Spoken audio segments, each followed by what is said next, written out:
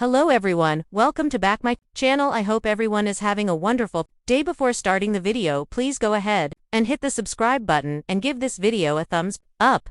The Bold and the Beautiful spoilers are in for Wednesday, November 19th, 2025. In tomorrow's episode, fans can expect Bill Spencer, Don Diamont, and Katie Logan, Heather, Tom, to make a horrifying discovery. Luna Nozawa, Lisa Yamada runs after being rejected by Will Spencer, Crewmoro yet again. Meanwhile, the prison will notify Deputy Chief Bradley Baker Don Martin that a prisoner has escaped. Let's start off with Luna, who managed to escape prison, although we don't really understand how. By now, Starwell Crystal Mosley has alerted the other guards and possibly the warden of the escaped inmate.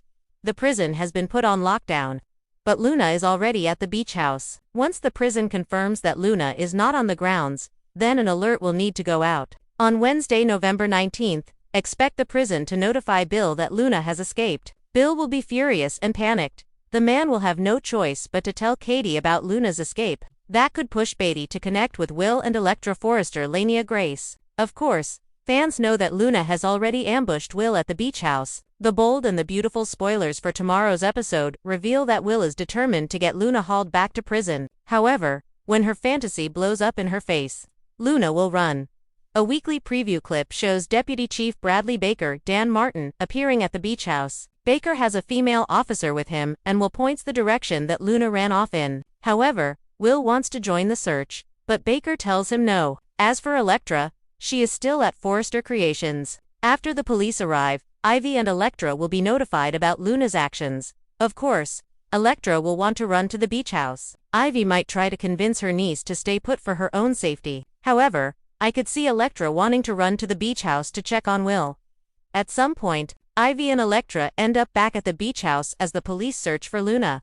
The news about Luna's escape will start to reach everyone. Of course, Ridge Forrester Torsten K will blame Bill. However, it just might be Bill who finally puts a stop to Luna's madness. Wednesday's episode of The Bold and the Beautiful explodes into full-scale chaos as Luna's disappearance reaches catastrophic levels. Bill and Katie face a nightmare they never imagined. Ivy's confidence shatters under pressure, and Electra's sunny confidence cracks into pure, trembling fear. What begins as a day meant for answers spirals into a volatile unraveling of secrets, guilt, and desperate leaps towards salvation. Strap in, this is the kind of episode where hearts pound, tears fall, and lives are changed in ways that cannot be undone. Bill Spencer has faced down corporate enemies, blackmailers, courtroom battles, and even Sheila Carter's wildest antics, but nothing could prepare him for the silent, icy dread that hits him at the start of Wednesday's episode.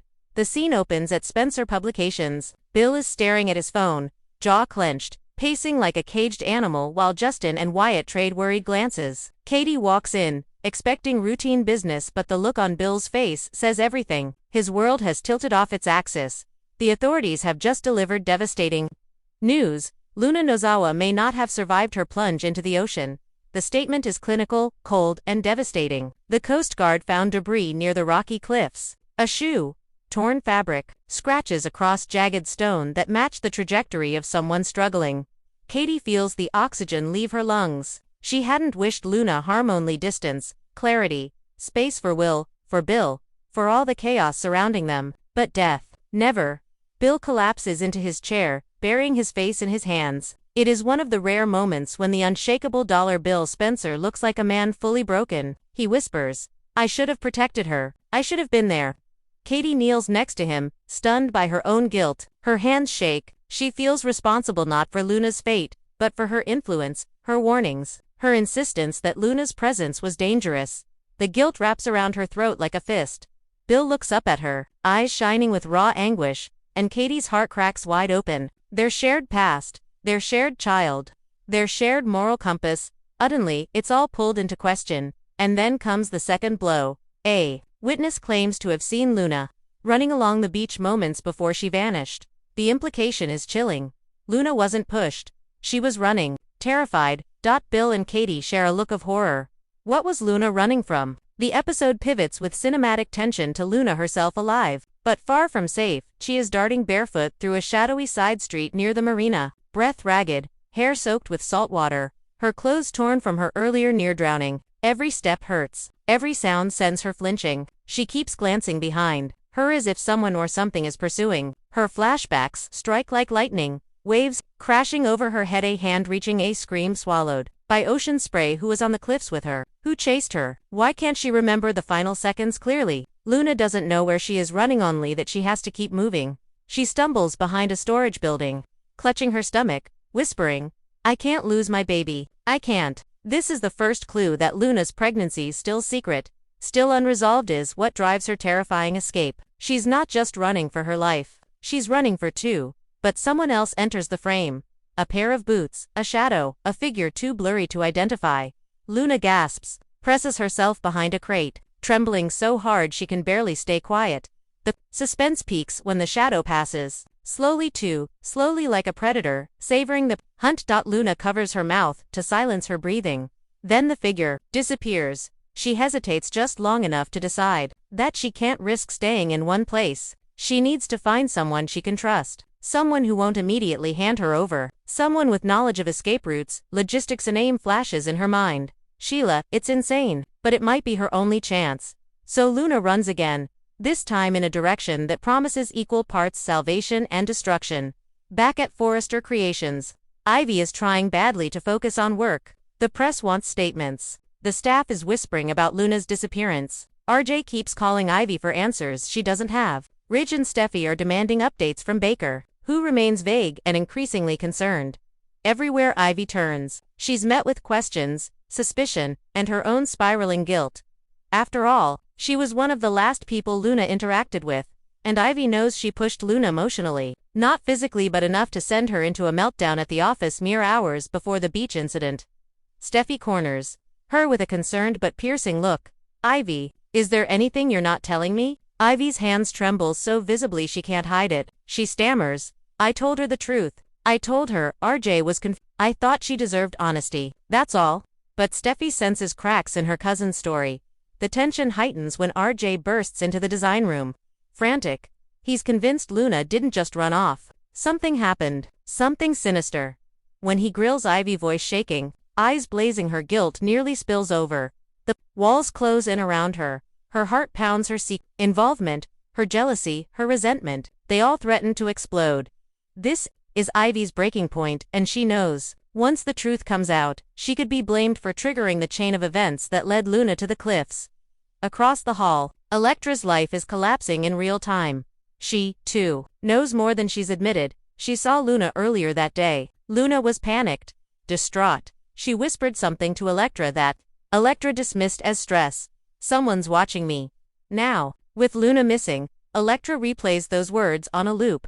Electra tries to distract herself with work, but her hands won't stop shaking. She fumbles her sketches, drops her tablet, snaps at Hope when she asks if Electra is okay. Hope, startled, gently urges her, "If you know something, anything, you need to tell Baker."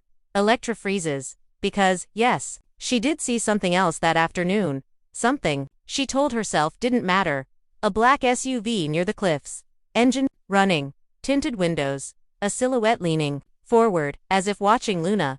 Now she understands that it may be crucial. She clutches the edge of the drafting table, whispering through trembling lips, "Oh God, what if I could have stopped this?" Electra's fear grows into full panic. She knows she must tell someone, but doing so could expose her own motives and insecurities, her jealousy over Luna's rising success, her resentment, her rivalry. Still, keeping quiet could cost Luna her life. The episode follows Electra as she makes the decision to seek out Baker, only to be interrupted by Hope, Steffi, RJ, Ivy, and Ridge, all demanding she stay for an emergency meeting. Electra feels trapped in a web of secrets, and all eyes are suddenly on her. Back at Spencer Publications, Bill snaps out of his grief and launches into action. He demands resources, helicopters, boats, private investigators, security teams. This isn't just a search, this is a full-scale Spencer Lavelle manhunt. Wyatt tries to calm him. Justin tries to reason with him. Katie pleads with him to take a moment to breathe. Bill refuses. Until a single message appears on his phone, a blurry photo, a time-stamp, location near the marina, a figure running that looks unmistakably like Luna. Bill's heart slams against his ribs. Katie gasps. Wyatt stares in disbelief. Luna is alive, but the photo was sent anonymously, which means someone is tracking her, hunting her, or helping her. Escape. Bill grabs his keys and shouts over his shoulder, "I'm bringing her home." Katie quietly follows him despite the fear gripping her chest. She needs to be there. For Will, for Bill, for Luna, she whispers to herself. Please, let us be in time. The final act brings us back to Luna. Exhausted, soaked, trembling, but determined. Her bare feet slap against the concrete as she approaches the last place anyone would expect her to go. Deacon Sharp's restaurant. But Luna isn't looking for Deacon. She's looking for Sheila, who has been working in the shadows, making quiet moves of her own ever since news of Luna's disappearance broke. Luna shakily pushes open the back door. The kitchen is empty. The lights are low. She limps inside, breathing hard, clutching her stomach. She whispers, "Sheila, please, I need your help." Thanks for watching this video, and please subscribe our Bold and Beautiful Update YouTube channel for more update news.